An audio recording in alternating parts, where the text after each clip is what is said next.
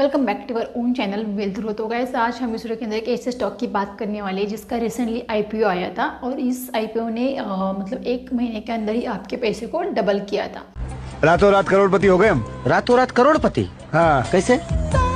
25 दिन में करोड़पति। इस स्टॉक की बात करने वाले हैं। देखिए जिस तरह से स्टॉक बढ़ रहा था उसके बाद स्टॉक के अंदर गिरावट भी हमें देखने को मिली।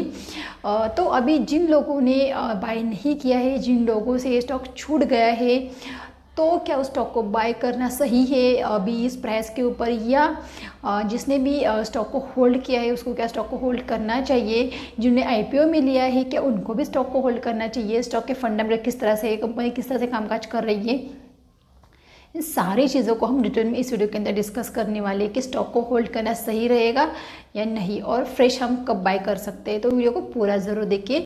इस स्टॉक को हम फंडामेंटल और टेक्निकली एनालिसिस करने की कोशिश करेंगे। स्टॉक को ट्रेडिंग के हिसाब से, इन्वेस्टमेंट के हिसाब से भी हम स्टडी करने की कोशिश करेंगे कि स्टॉक को हम खरीद सकते हैं क्या इन्वेस्टमेंट के लिए या ट्रेडिंग के लिए, किस प्राइस पे खरीदना चाहिए, टारगेट एक्सेट्रा सारी चीज़ें डिस्कस करने वाले। फंडामेंटल के ऊपर एक बार नज़र डाल लेते हैं। इलेक्ट्रिक प्रेजेंटली 129 के आसपास ट्रेड करता हुआ नजर आ रहा है। आज हमें यहाँ पे ऑलमोस्ट 2% प्लस की तेजी स्टॉक के अंदर देखने को मिली है। तो ये मिड कैप स्टॉक के यहाँ पे अगर बात करते हैं तो ये टू व्हीलर कंपनी यहाँ पे बनाती है इलेक्ट्रिक। तो ये ईवी सेक्टर से बिलोंग करता है। तो जैसे कि हमें पता है कि स्टॉक ने बहुत अच्छे रिटर्न्स यहाँ पे दिखाई। अगर हम 1 मंथ की बात करते हैं जैसे स्टॉक से यहाँ पे, तो देखते हैं 100% तक के स्टॉक ने रिटर्न्स दिखाए हैं। मतलब जिसने भी आईपीओ में स्टॉक को लिया है डेफिनेटली उसके पैसे को स्टॉक ने डबल किया है। तो अभी बात आती है कि स्टॉक को हमें होल्ड करना है या फ्रेश बाइंग करनी है।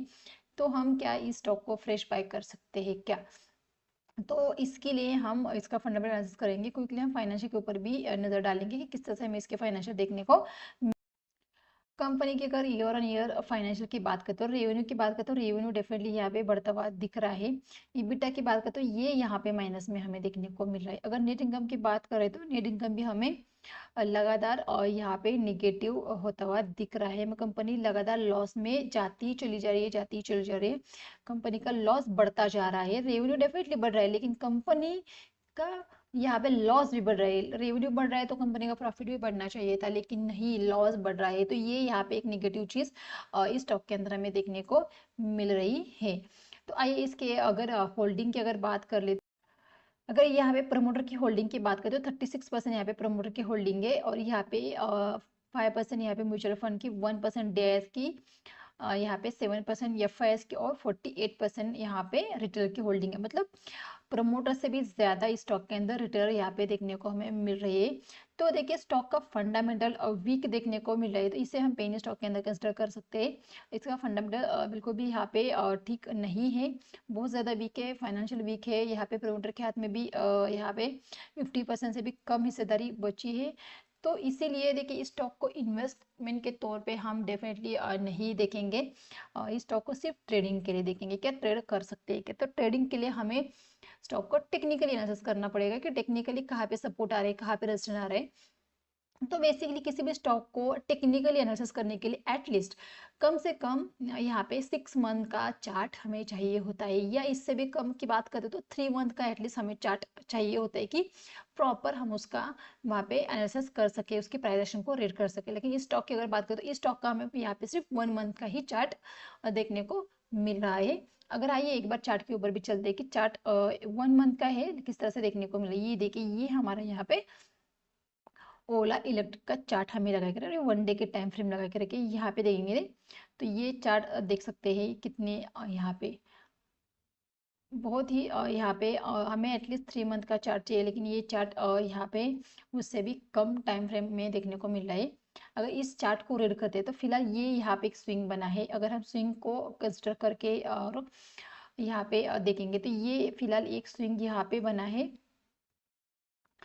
अगर ये बात करते हैं ये यहाँ पे एक स्विंग बना था, एक डिप आया था, उसके बाद ये हाई लगाए, स्टॉक बीच में ट्रेड करे। अगर इस हाई को निकालेगा तो डेफिनेटली एक नया हाई लगेगा, और इस लो को निकालेगा तो फिर एक नया लो लगेगा। मतलब जैसे ही लो ब्रेक होगा प्राइस एक्शन निगेटिव होती हुई नजर आएगी, जैसे हाई ब्रेक होगा प्राइस एक्शन फिर अप साइड में चलती हुई नजर आएगी। जिस तरह से ये देखिए इस तरह से अगर स्टॉक ऊपर गया है, ये देखिए इस तरह से अगर आए तो फिर से इस तरह से अगर जाएगा तो ये अप ट्रेंड में हम इसे कंसिडर कर सकते हैं। लेकिन ये देखिए ये ऊपर गया फिर नीचे आया फिर ऊपर गया फिर नीचे आया फिर ऊपर जाके फिर अगर नीचे आएगा तो ये प्राइस एक्शन हम नेगेटिव में कंसिडर कर सकते हैं, एक डाउन ट्रेंड के अंदर कंसिडर कर सकते हैं।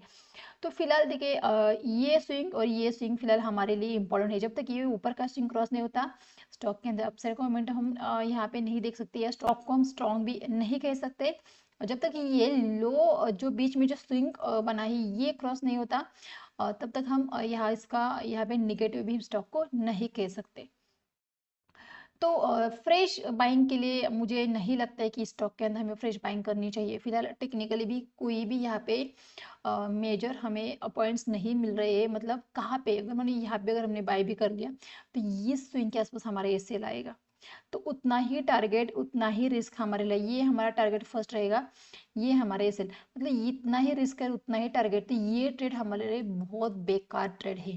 कभी भी किसी भी ट्रेड को प्लान करते समय हमें सबसे पहले रिस्क रिवॉर्ड का बहुत ज़्यादा ध्यान रखना पड़ता है, तभी यहाँ पे हम प्रॉफिट कमा सकते हैं। देखिए अगर आपको रिस्क रिवॉर्ड यहाँ पे रिस्क मैनेजमेंट समझ में आया, रिस्क रिवॉर्ड अगर समझ में आया तो डेफिनेटली आप मार्केट के अंदर अच्छे खासे पैसे कमा सकते हैं, मार्केट के अंदर टिक सकते हैं।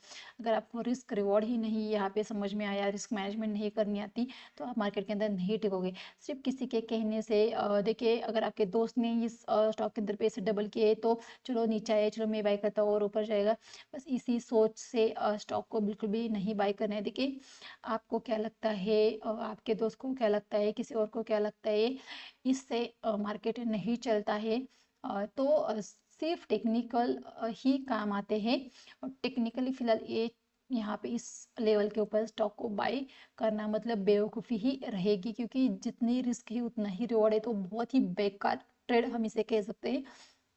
इन्वेस्टमेंट के लिए तो देखिए कंपनी लगातार लॉस बढ़ता जा रहा है, तो इसीलिए इन्वेस्टमेंट के तौर से डेफिनेटली ही स्टॉक को हम नहीं देखेंगे। तो ट्रेडिंग के हिसाब से भी स्टॉक के अंदर यहाँ पे ट्रेड करना यहाँ पे हम नहीं करेंगे, ये गलत है। और हम इन्वेस्टमेंट के लिए भी स्टॉक को नहीं, मतलब ट्रेडिंग और इन्वेस्टमेंट दोनों के लिए हम स्टॉक को नहीं सिलेक्ट करेंगे।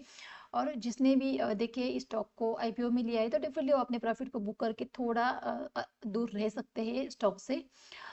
तो फिर से अपॉर्चुनिटी मिलेगी, फिर से कुछ लेवल दिखेंगे जहाँ पे हमारी रिस्क कम रहेगी, जहाँ पे हमारा रिवॉर्ड ज़्यादा रहेगा।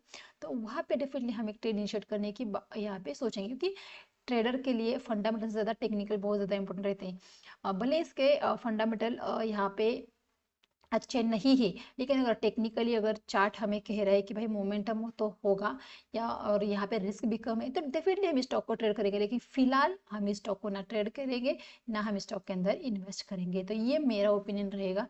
आप खुद भी चीज़ों को समझे, एनालिसिस कीजिए, अपनी रिस्क को यहाँ पे ध्यान में रख के ही किसी भी ट्रेड के अंदर आपको यहाँ पे किसी भी स्टॉक के अंदर आपको ट्रेड करना है। तो गाइस वीडियो अच्छा लगा तो वीडियो को लाइक और चैनल को जरूर सब्सक्राइब कीजिए और जो बेल आइकन है उसे भी जरूर क्लिक करिए।